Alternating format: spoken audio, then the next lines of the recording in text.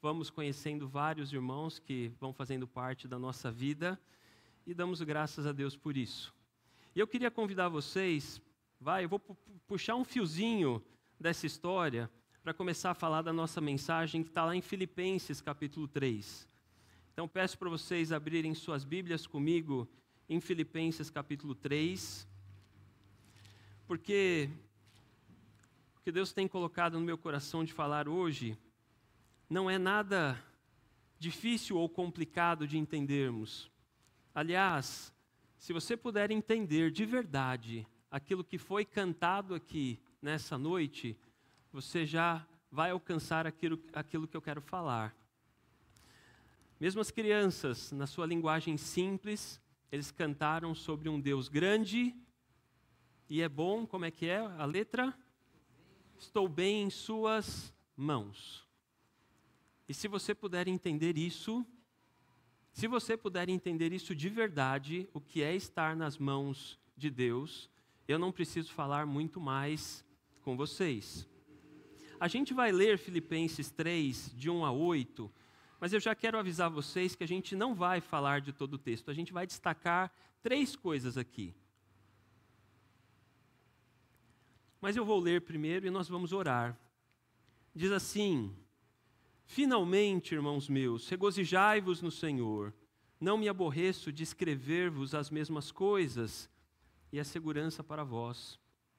Guardai-vos dos cães, guardai-vos dos maus obreiros, guardai-vos da cortadura. Ele está dizendo aqui, cuidado com a falsa religião, porque a circuncisão somos nós, que servimos a Deus em espírito e nos gloriamos em Jesus Cristo e não confiamos na carne.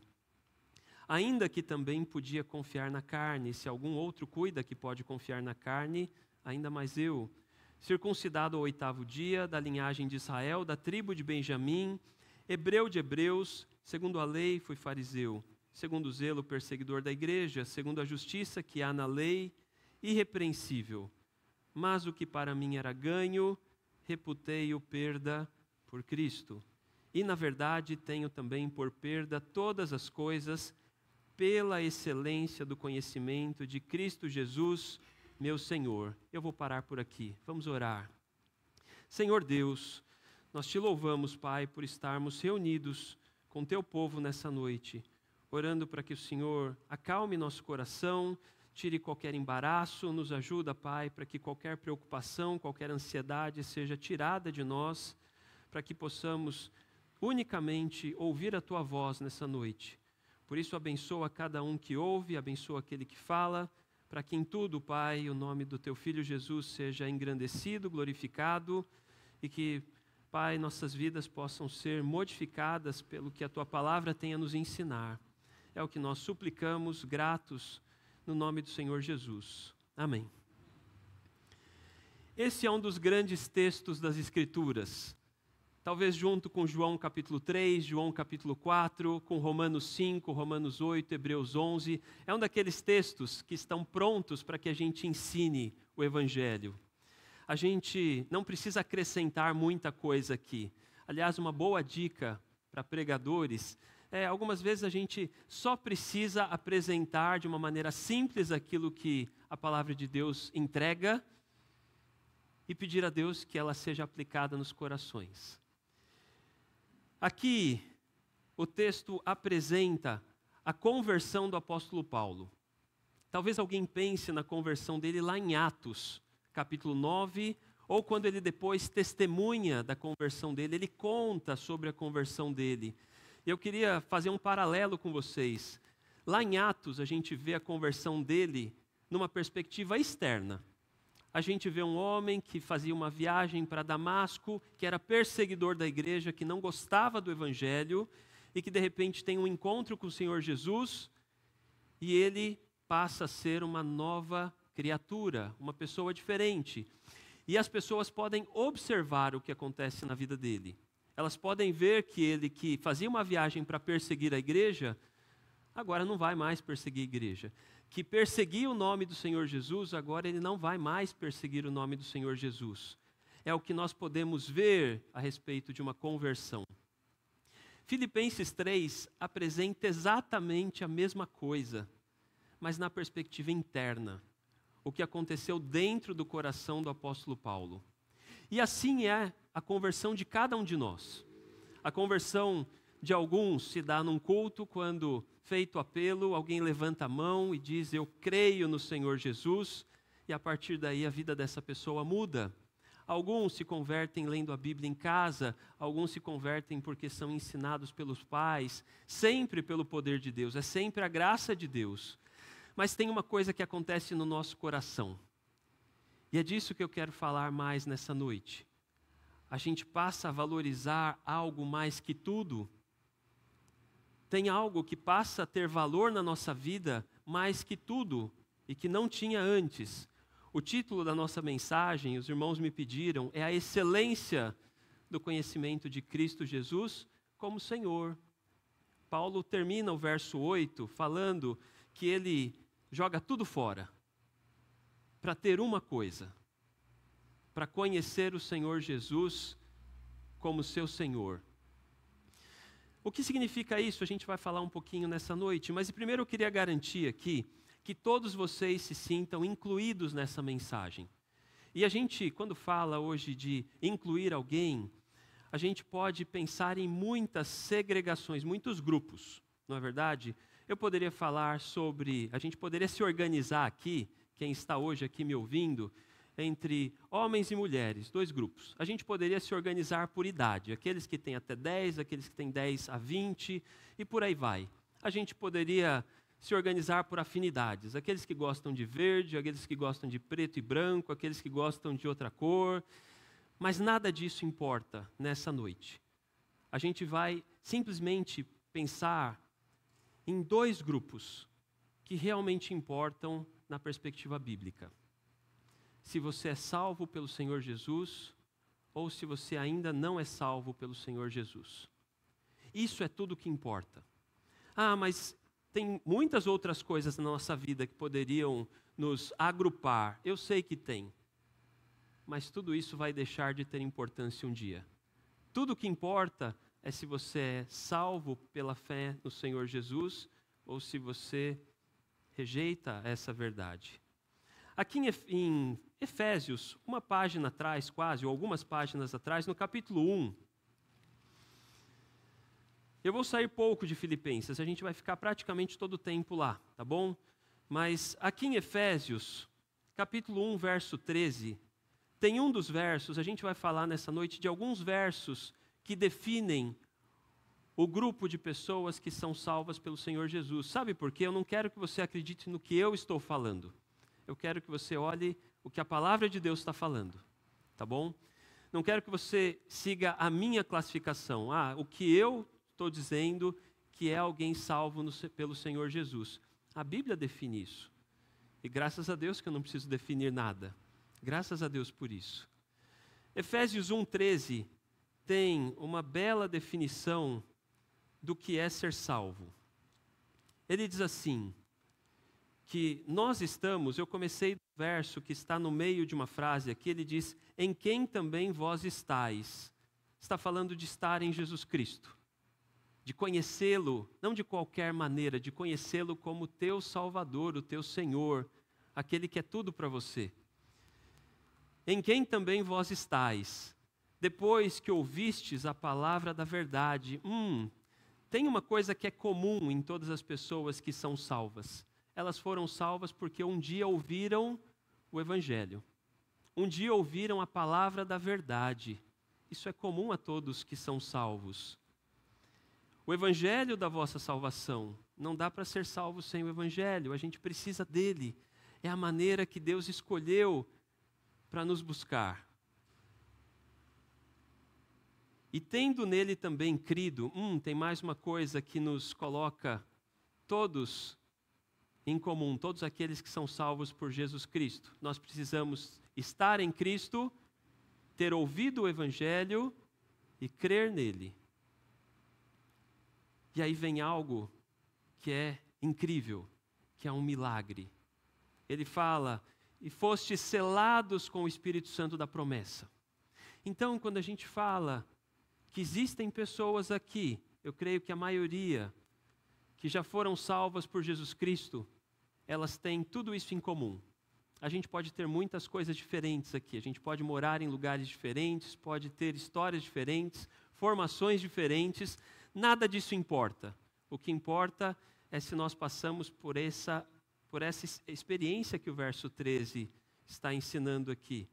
Se estamos em Cristo, se ouvimos a palavra da verdade, se cremos no Evangelho, se o Espírito Santo de Deus nos sela, e essa palavra é bonita, é uma garantia. É possível que pessoas que estejam aqui também, eu não conheço a maioria de vocês, por isso eu me dirijo de uma maneira geral, que alguns não sejam salvos por Jesus Cristo ainda. E é importante a gente falar disso, porque a Bíblia diz que quem não crê em Cristo está condenado. E é importante nós falarmos disso. Mas tem algo belo e importante nessa noite. Se você tem vida, se você pode ouvir o Evangelho, então você tem oportunidade. Tem esperança. Não sei se alguém já ouviu um narrador esportivo que fala assim, ele usa uma expressão, enquanto tem bambu, tem flecha. Já ouviram? Enquanto tem bambu, tem flecha.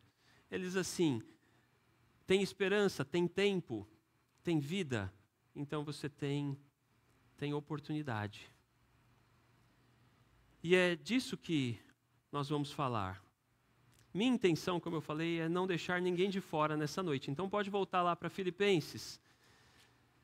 Pode voltar lá porque eu gostaria que todos se sentissem incluídos na mensagem. Seja você aquele que já é salvo por Jesus Cristo, seja você aquele que ainda não tem essa mesma experiência, essa mesma convicção, essa mesma certeza. Aliás, tudo que nós mais desejamos, eu sei que é o desejo dessa igreja aqui, é que você ouça o Evangelho e creia em Cristo. É para isso que trabalhamos. E é verdade dizer que a gente poderia ter vários subconjuntos aqui.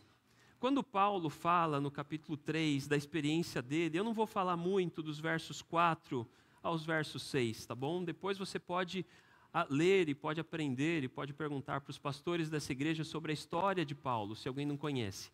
Mas ele era do tipo de pessoa não convertida que era muito religiosa.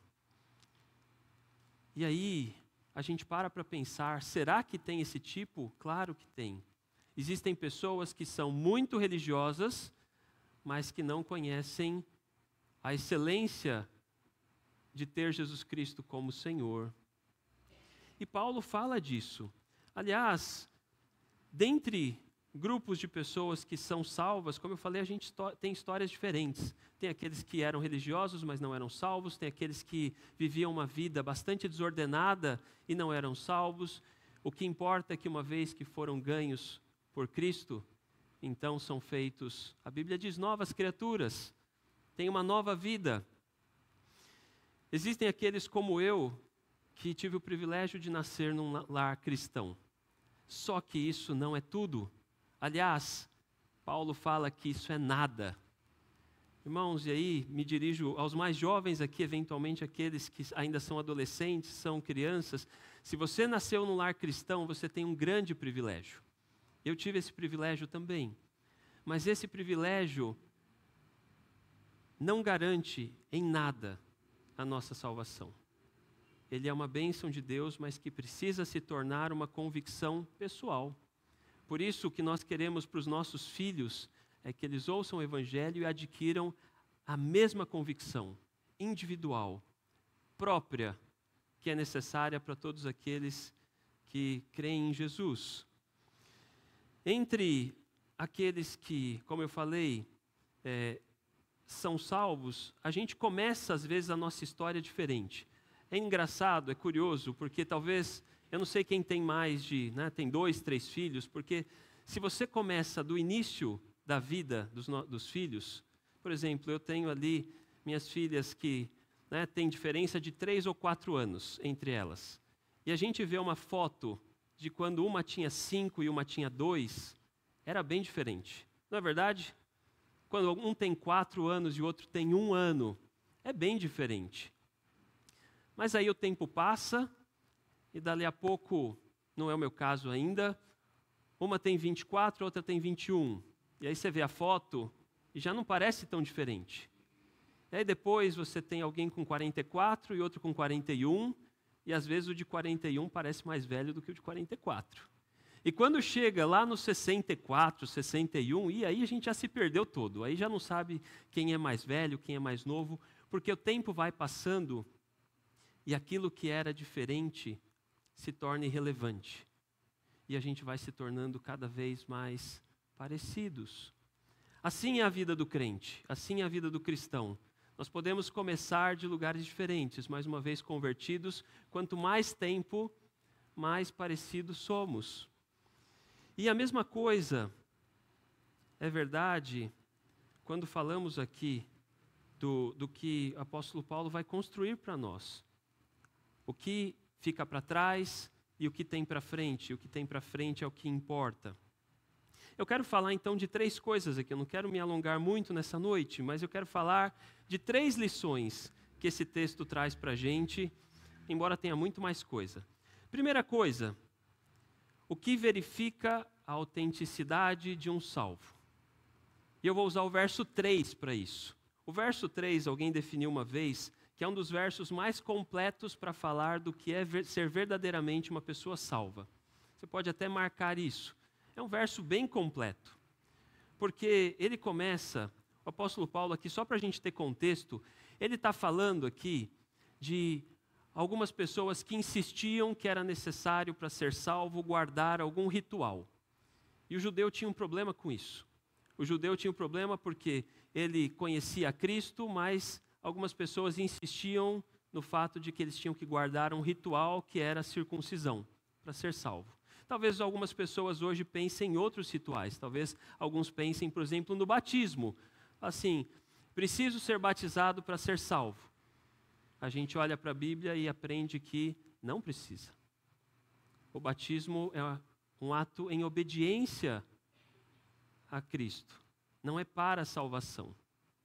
Alguma vez já falamos que o batismo é como uma certidão de nascimento.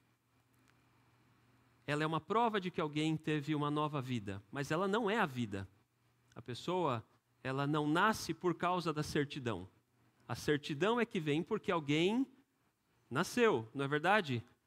Aliás, talvez alguém aqui tenha nascido e não tenha uma certidão, ou não tenha obtido uma certidão tão logo nasceu. Nem por isso a pessoa não nasceu. Mas o normal é que quando alguém nasce, ela depois tem a sua certidão. E o batismo é isso, certifica, apresenta que alguém nasceu de novo em Cristo. Os judeus, eles tinham um problema com a circuncisão. E a circuncisão, o apóstolo Paulo vai dizer, ela é uma amostra externa de algo que, se não aconteceu internamente, não vai fazer sentido nenhum. Aliás, ele vai dizer que para a igreja não é algo que precisa ser guardado. Mas eu queria então destacar aqui 3 coisas que ele fala no verso 3. Ele diz então, porque a circuncisão somos nós. Ele está dizendo assim, quer saber o que é uma prova de alguém convertido? Verso 3. Primeira coisa que ele diz, quem serve a Deus em espírito. Tem algum texto da Bíblia que vocês lembram quando a gente fala de servir a Deus em espírito? Tem alguma coisa que vem à mente de vocês? Em espírito e em? Amém. Em espírito e em verdade. Uma conversa de Jesus com uma mulher samaritana. E a primeira prova, a primeira coisa que o apóstolo Paulo fala aqui, que serve para a gente verificar o nosso próprio coração, inclusive, sobre o que é ser alguém salvo por Jesus Cristo, é se servimos a Deus em espírito. Não por aparência, não por obrigação, não porque alguém nos pede, não porque tem alguma coisa a seguir, uma cartilha a seguir.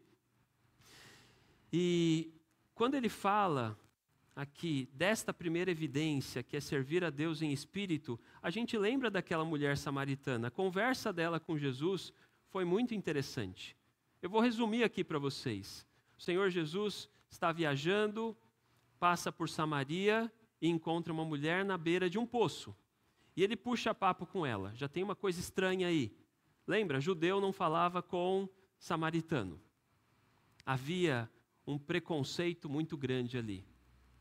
Uma primeira coisa para lembrarmos aqui: o Evangelho exclui qualquer preconceito. Nós não somos chamados a ter preconceito, nós somos chamados a apresentar o Evangelho para todas as pessoas. E o Senhor Jesus puxa papo com aquela mulher, fala assim: pode me dar um pouco de água? Aqui tem uma coisa também interessante. A gente pode pegar oportunidades para falar do Evangelho em qualquer situação. Até pedindo um copo d'água, você pode aproveitar a oportunidade para falar do Evangelho. Tem irmãos que fazem isso, eu creio que é um dom, inclusive. Tem irmãos que desenvolvem esse dom. Eu penso, né, no meu sogro, o irmão Newton, ele tem esse dom bem desenvolvido. Ele cruza com alguém ali, dali a pouco a gente mal espera estar falando do Evangelho. A gente pensa, como é que ele chegou ali? Né? Como é que pode? Mas é um dom que Deus deu a ele, mas que ele está desenvolvendo, um talento. E a gente precisa fazer isso também. Então, o Senhor Jesus pede um copo d'água. Ela diz: você falando comigo, peraí, você não é judeu, a gente não tem uma briga, pode conversar. E o Senhor Jesus começa a falar com ela e fala, né, me dá um pouco de água. Ela fala, mas não tem nem como tirar a água aqui. E o Senhor Jesus já inverte isso, fala assim: se você soubesse com quem você está falando, você me pediria água. Que figura vai ser criada aqui? Sede e água. Essa é uma figura muito bonita do Evangelho. Porque sede representa o quê? Alguém falou aí? Necessidade. Sede representa uma necessidade básica. Todo mundo sabe o que é ter sede, não é? Vou aproveitar para tomar um pouquinho de água aqui. Sede representa necessidade. Água representa o quê? Aquilo que satisfaz a necessidade. E o Senhor Jesus apresenta essa figura para ela, fala: se você soubesse com quem você está falando, você me pediria água e eu te daria uma água que jorra para a eternidade. Uma água que satisfaz toda a necessidade da sua alma.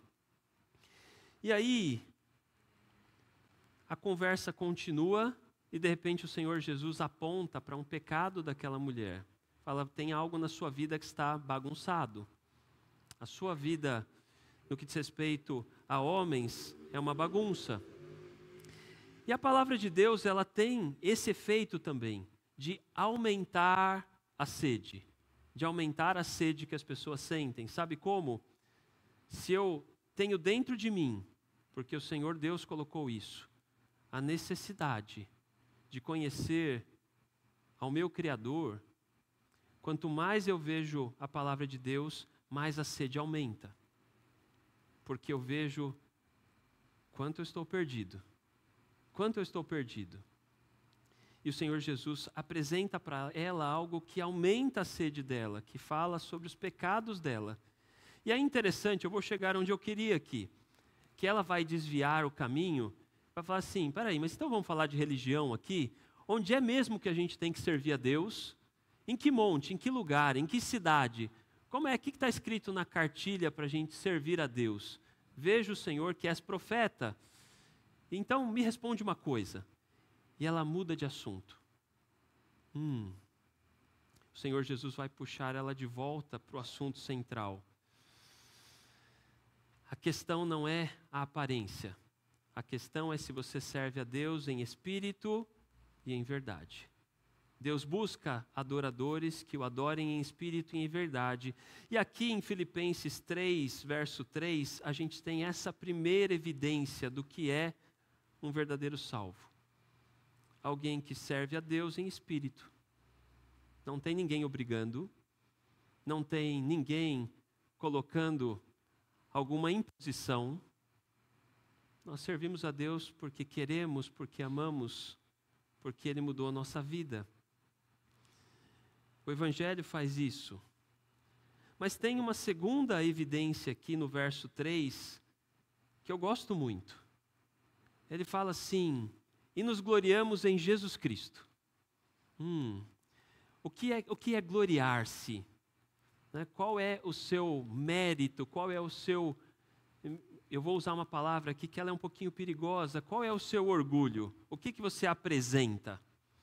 o que te credencia. Aqui é uma das coisas mais evidentes quando falamos de alguém salvo. Porque a credencial de alguém salvo não é quem eu sou, não é o que eu sou. Isso não é uma credencial de alguém salvo.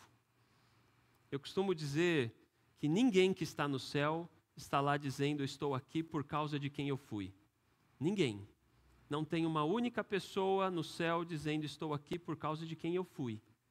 Todas as pessoas que estão no céu estão dizendo: estou aqui apesar de quem eu fui. Apesar de quem eu fui, mas por causa de Jesus Cristo. Qual é a nossa glória? Nossa glória é Jesus Cristo. É ter conhecido a Ele como Senhor. Isso tem uma coisa muito bonita, muito bela. Sabe por quê? Não importa a condição tua nessa noite. Você pode estar na condição que for. Eu não conheço. Você pode estar imerso em muitos problemas, em muitos pecados. A entrada no céu não se dá por causa de quem você é. Se dá apesar de quem você é. Apesar de quem eu sou. Por causa do Senhor Jesus. E quando ele fala disso, de novo, o lugar para onde as pessoas vão por causa de quem são, não é um lugar bom. Algumas pessoas talvez queiram apresentar alguma credencial diante de Deus. Qual é a minha bondade, a minha religiosidade? Se a gente parar para pensar, tem muitos lugares que a gente precisa de uma credencial para entrar. Você já deve ter ido em algum lugar, talvez num evento, numa palestra, em algum lugar que alguém te dá uma credencial. E nessa credencial normalmente está escrito o seu nome e o porquê você pode entrar lá. Você pode entrar lá, de repente, porque você está trabalhando. Ou você pode entrar lá porque você é um convidado. Não importa, mas tem uma razão pela qual você pode entrar lá. Qual é a credencial de um salvo para entrar no céu? Eu me glorio em Jesus Cristo. Ele é a minha glória. Eu estou entrando aqui porque Ele me salvou. Algumas pessoas talvez queiram escrever na sua credencial: eu quero entrar no céu porque eu sou um bom pai de família. Essa credencial não vai ser aceita lá. Ainda que seja bom você ser um bom pai de família, tá bom? Eu estimulo vocês a olharem para as Escrituras e serem bons maridos, bons pais. Mas essa credencial, se você colocar no seu crachá, bom pai de família, para entrar no céu, não vale. Bom profissional, bom funcionário, honesto nos meus negócios, essa credencial não deixa você entrar no céu. Tem que se gloriar em Jesus Cristo. E o verso 3, ele termina dando o sinal oposto disso. Então nota como o verso 3 é completo. O que é um salvo? Aquele que serve a Deus em espírito, que se gloria em Jesus Cristo e não confia na carne. Confiar na carne é um erro tão grande. De novo, eu já falei aqui, então vou até ser econômico. Confiar na carne é escrever na sua credencial: eu quero entrar no céu porque eu fui, 3 pontinhos. Porque eu sou, 3 pontinhos. Essa credencial não vale. Confiar na carne. A segunda coisa que eu queria destacar nessa noite está no verso 1. Quando diz: finalmente, irmãos meus, regozijai-vos no Senhor. Não me aborreço de escrever-vos as mesmas coisas, e é segurança para vós. Existe uma evidência externa de alguém que é salvo, alguém que é convertido. E essa evidência externa é a alegria. É uma das evidências, sabia? Tem pessoas que representam para a gente uma figura alegre. Não tem? Se você fecha os seus olhos, eu vinha, enquanto eu meditava nesse texto, eu pensava numa ilustração para vocês aqui. E eu vou dar uma ilustração super caseira para vocês aqui. Vocês vão reconhecer bem isso. Se vocês fecharem seus olhos, imaginarem uma imagem do pastor Viana, como é que vem a imagem na cabeça de vocês? Vem sorrindo ou não? Quem vem sorrindo aqui? Assim que vem para mim, sabia? Aliás, pastor Viana até prega sorrindo, né? O meu chassi não ajuda. Eu, assim, não tenho esse benefício. Parece que, né, o meu sorriso não é tão fácil assim. Mas tem pessoas que parece que Deus criou com um chassi ali que o sorriso fica mais fácil. Mas não é de sorrir que estamos falando. A gente está falando de algo mais. A gente está falando do como você evidencia na sua vida que você é salvo e feliz com Jesus Cristo. E Paulo aqui é muito interessante porque ele dá uma ordem. Se regozijar no Senhor não é uma alternativa. Não é um sentimento, não é uma coisa que você fala assim, deixa eu ver como é que está meu dia hoje. Meu dia hoje está bom para me alegrar no Senhor. Hoje não está muito bom, não. Acordei de um jeito aqui que, né, tem uns problemas para resolver. A Bíblia está dando uma ordem para a gente. E por que isso? Porque é um dever para os cristãos demonstrar que a escolha que um dia fizeram alegra a nossa vida. Irmãos, eu preciso ser cuidadoso aqui, eu não quero de alguma maneira, né, ser mal interpretado. Não estou dizendo que a gente não vai ter dias difíceis de chorar. A Bíblia fala lá em Eclesiastes que tem dia de rir e dia de chorar. Tempo de rir, tempo de chorar, tempo de se alegrar, dançar, tempo de prantear. Não é disso que nós estamos falando. O que nós estamos falando é da evidência na sua vida de alguém que é alegre porque um dia conheceu a pessoa mais excelente que existe.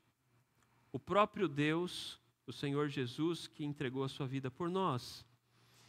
E esse dever nosso, algumas vezes, é mal compreendido entre os cristãos. Porque algumas vezes a gente pensa que não é muito um dever. É uma coisa assim que, se eu tiver num dia bom, então aí eu vou cumprir isso, eu vou mostrar a minha alegria. Mas se eu tiver num dia ruim, está tudo certo. E é uma tarefa que Deus nos deu, que vai além de ser sorridente. Eu brinquei aqui, né, com o pastor Viana, mas vai além de ser sorridente. É sobre colocar, guardem isso, é sobre colocar o seu coração no tesouro que Deus te deu e se alegrar por isso. Colocar o seu coração. Talvez muitos de vocês saibam de algo que eu vou falar aqui brevemente. Na cultura judaica, coração não é sentimento. Vocês já ouviram isso? Eu vou tentar aqui resumir para você. Na cultura judaica, a gente no Brasil, a gente pensa em coração como sentimento, né? A gente fala assim, aquela pessoa é toda coração. O que a gente quer dizer com isso? Aquela pessoa emocional, né? Na Bíblia, coração é onde reside o nosso entendimento. Pode estudar depois. Quando a Bíblia fala de sentimento, normalmente ela fala de entranhas, porque o judeu ele é muito literal. Então, quando ele fala de sentimento, ele fala de entranhas, porque é aquela coisa assim de você se emociona e o estômago dá aquela embrulhada assim, ou você está nervoso.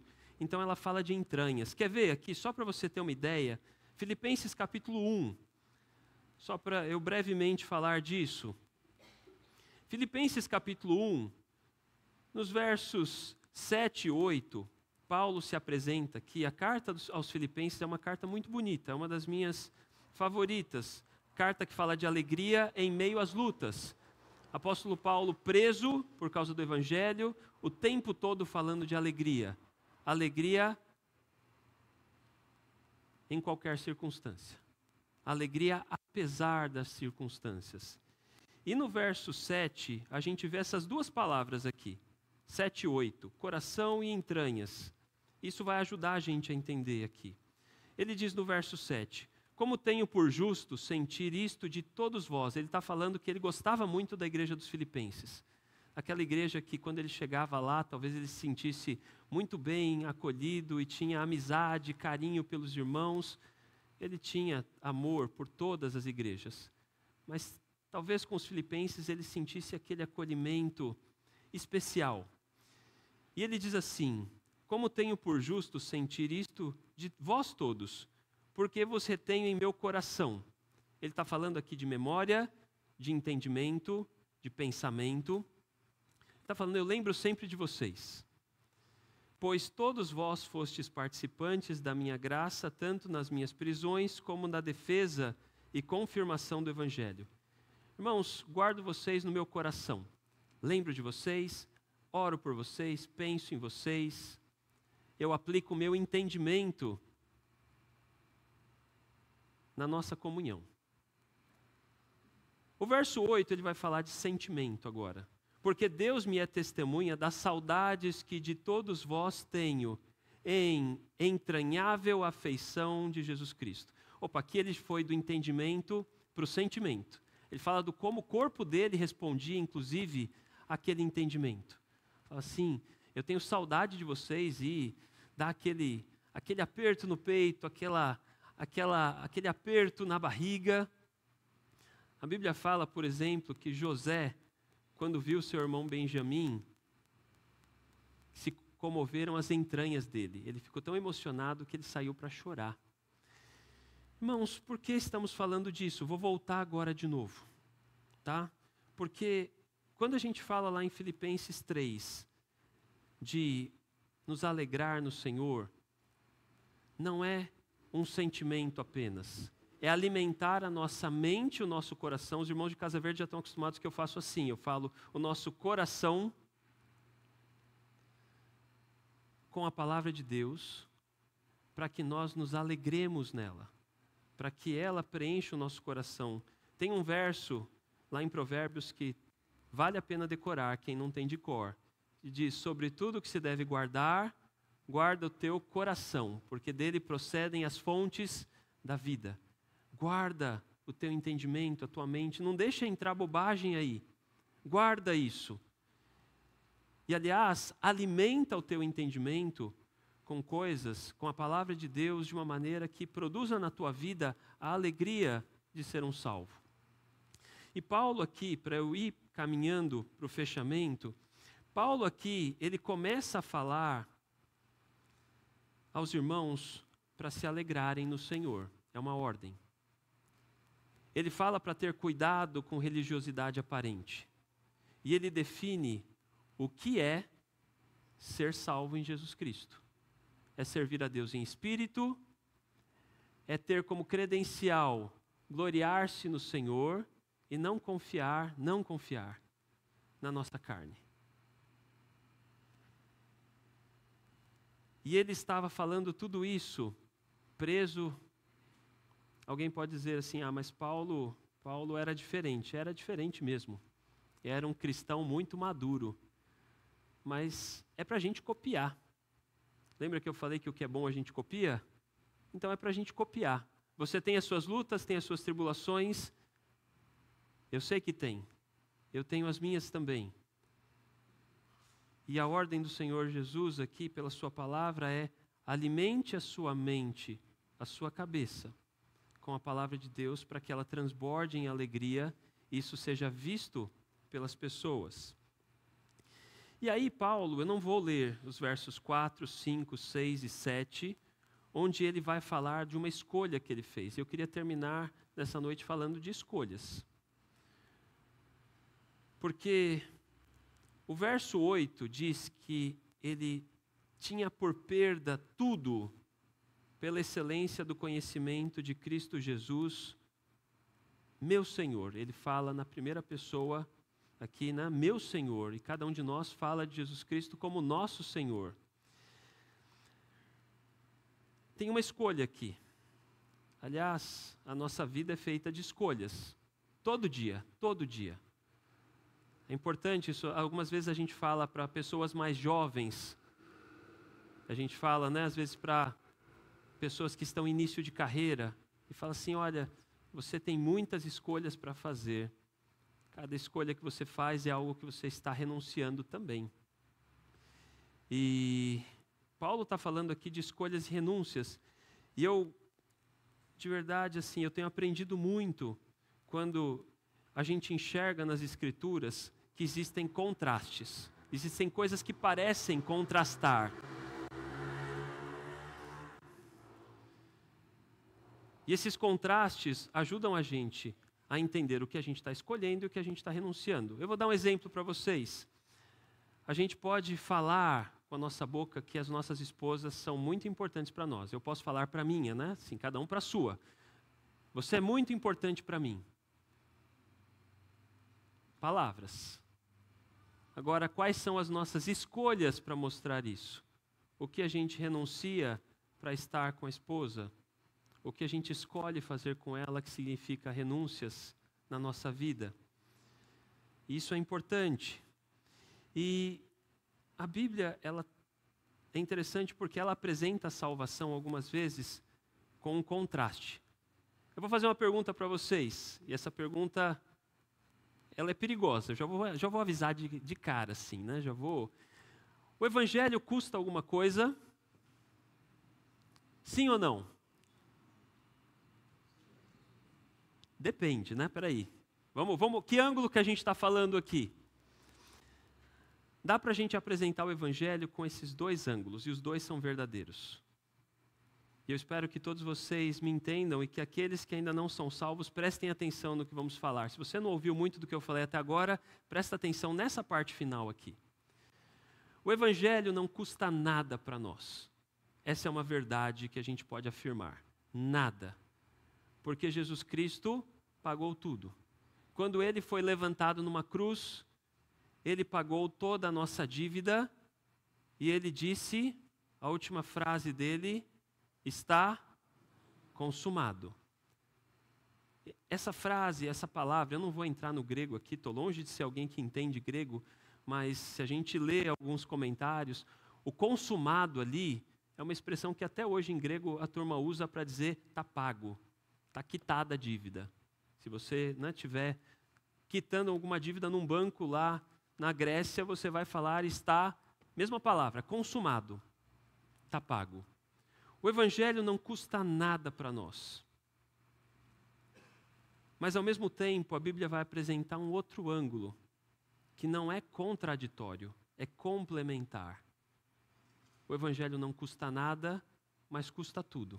Essa é uma frase que nós temos repetido algumas vezes lá na igreja em Casa Verde. Os irmãos ali já até sabem disso.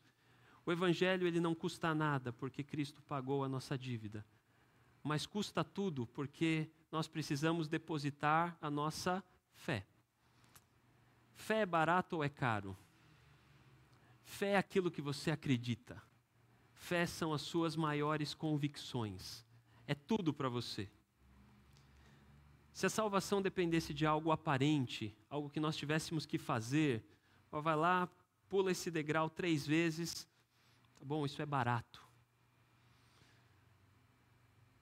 Mas a salvação depende da sua fé. Algo que Deus vai colocar no seu coração ouvindo a palavra dele.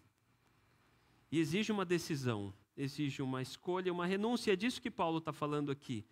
Quando ele vem contando o que aconteceu dentro do coração dele, porque lá em Atos a gente vê o que aconteceu lá fora. A gente podia observar o filme da conversão de Paulo na perspectiva externa. Aqui é como se estivesse dentro da mente dele. Ele entendendo que, olha, tudo que eu valorizei, tudo que era importante para mim, todos os meus tesouros não valem nada. Jogo tudo fora por causa de uma coisa: a excelência de conhecer uma pessoa. A excelência de conhecer uma pessoa como Jesus Cristo, como Senhor. Esses contrastes na Bíblia são muito bonitos, são muito belos. Eu poderia falar de vários. Nós somos filhos ou servos de Deus? Os dois. E é bom que a gente entenda que somos filhos e servos. E é bom que a gente entenda até a hora de usar cada relacionamento. Eu às vezes falo para os irmãos, quando você vai trabalhar para Deus, não bota a roupa de filho não. Assim, sou filho do dono aqui. Como é que atividade eu tenho para fazer aqui? Mas lembra que eu sou filho do dono. Não, na hora de trabalhar, põe a roupa de servo. Põe a roupa de escravo. O que tem para fazer? Como é que eu ajudo? Não escolho o trabalho. Me diz aí o que eu posso ajudar. É verdade que nós somos escravos de Jesus Cristo. Mas também é verdade que nós somos filhos de Deus. Irmãos. Jesus Cristo nos chama de irmãos. Aliás, Se tem uma frase na Bíblia que toca o meu coração, é quando lá em Hebreus, a Bíblia diz que Jesus Cristo nos chama de irmãos, não se envergonha. Deus não se envergonha de nos chamar filhos. Quem sou eu? Quem sou eu para isso? Servos e filhos, o Evangelho não custa nada, mas custa tudo.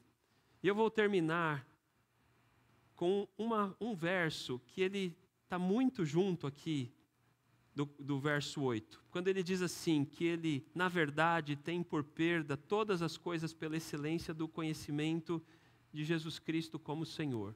Irmãos, a vocês que já são salvos, o primeiro grupo a quem eu me dirigi nessa noite, garanta que essa verdade seja vívida na sua vida, que ela seja percebida e vista nas suas escolhas, nas suas decisões, que não tem nada mais importante para você do que a excelência do conhecimento de Jesus Cristo como Senhor, a comunhão com Ele. Aliás, a nossa alma carece disso. Nós fomos criados por Deus para ter comunhão com o nosso Criador. A nossa alma tem sede disso. As pessoas estão por aí tentando matar a sede com o que não é água. E só a comunhão com Jesus Cristo, a comunhão com Deus por Jesus Cristo pode saciar a sede da nossa alma. Então a vocês, meus irmãos, eu me dirijo dizendo, faça isso evidente na sua vida. Faça isso evidente com alegria, faça isso evidente gloriando-se, não no que você é, mas no que Jesus Cristo é. Faça isso evidente servindo a Deus em espírito. E aqueles que ainda não têm essa mesma certeza, eu queria provocar vocês, no mínimo, a olharem para esse tesouro. E eu vou terminar com um verso lá em Mateus. Vai lá comigo. Mateus capítulo 13.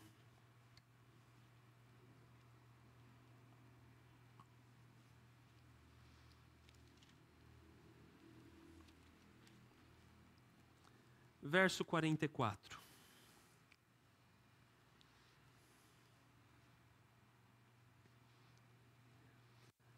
A excelência de conhecer Jesus como Salvador é apresentada aqui neste um versículo com uma figura. E essa figura é um tesouro. O Senhor Jesus aqui, ele apresenta numa história muito curtinha o que é o Evangelho. Ele diz assim: também o reino dos céus é semelhante a um tesouro escondido num campo, que um homem achou e escondeu, e pelo gozo, pela alegria dele, vai, vende tudo quanto tem e compra aquele campo. Eu não quero nem por um instante sugerir, porque não é essa a proposta da parábola, que alguém pode comprar a salvação. Não é isso. A proposta da parábola é falar de uma escolha e uma renúncia. É falar que o Evangelho não custa nada para a gente. Porque esse tesouro aqui, esse homem que encontrou não trabalhou por ele. Ele encontrou o tesouro. Não foi ele que trabalhou, que negociou, que fez com que o tesouro fosse construído. Ele simplesmente encontrou. O Evangelho é assim. Nenhum de nós trabalhou por ele. Nenhum de nós fez nada para que o Evangelho existisse. O Senhor Jesus veio, sendo o próprio Deus, tomou um corpo humano, viveu entre nós, morreu numa cruz e ele fez tudo. E está aqui, o tesouro está na tua frente. É o Senhor Jesus e conhecê-lo como Salvador. Mas ao mesmo tempo, essa parábola, ela apresenta uma escolha que é feita. A escolha de valorizar esse tesouro mais que tudo. E talvez tenham pessoas que até entendam o que é o Evangelho, mas não valorizam como o maior tesouro da sua vida. Não está disposto a trocar tudo por ele. Se eu pudesse, de alguma maneira, dizer a vocês uma coisa nessa noite, eu diria assim: olhe para esse tesouro como a coisa mais preciosa do universo. O Senhor Jesus não requer nada de você além da sua fé. mas esteja disposto a entregar tudo para se relacionar com Ele, para ter comunhão com Ele. E se você enxergar isso com a mesma alegria que esse homem enxerga, quando, pela alegria desse tesouro, ele abre mão de tudo, isso é a evidência de alguém salvo. Quando fala assim, e cada um de vocês que são salvos sabem disso, a alegria que temos de dizer, nada mais me interessa, o que eu quero é a comunhão com Cristo, a excelência de Cristo Jesus como nosso Salvador. Vamos orar, irmãos, e eu passo a palavra em seguida. Senhor Deus, nós te louvamos pela excelência da tua palavra, porque nós não precisamos criar nada para que ela seja exposta, para que ela seja pregada nessa noite. E pedimos, Senhor, que cada um aqui possa compreender a beleza, a altura daquilo que o Senhor tem oferecido a nós. Esse tesouro tão precioso que é o Senhor Jesus, oferecendo salvação a todos. Por isso nos ajuda, Pai, a com alegria também, como teu povo, como igreja, como teus servos, a sempre demonstrarmos a alegria desse tesouro que um dia recebemos. Abençoa, Pai, para que na nossa vida nada possa atrapalhar e se colocar como embaraço, para que de alguma maneira as pessoas tenham dúvidas do que mais amamos, do que mais valorizamos. Mas abençoa para que, de uma maneira sincera, te servindo em espírito e nos gloriando em Cristo, nós possamos mostrar para todos aquilo que um dia mudou a nossa vida, aquilo que um dia, Pai, o Senhor colocou no nosso coração. Te agradecemos, te louvamos no nome do Senhor Jesus. Amém.